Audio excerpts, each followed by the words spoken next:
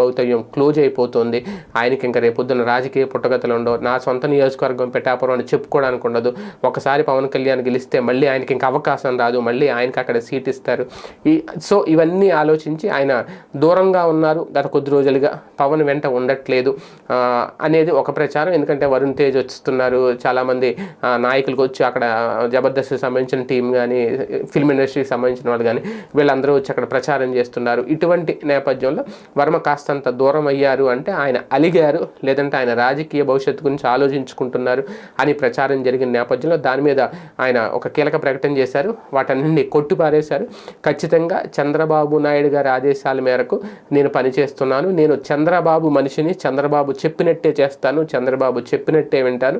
ఆయన నా మీద పెట్టిన బాధ్యత, నాకున్న టార్గెట్, నా మీద పెట్టిన లక్ష్యం పవన్ని గెలిపించడం 1,00,000 ఓట్ల మెజార్టీతో. నేను అదే పనిలో ఉన్నాను. ఇదంతా ఫేక్ ప్రచారం. నేను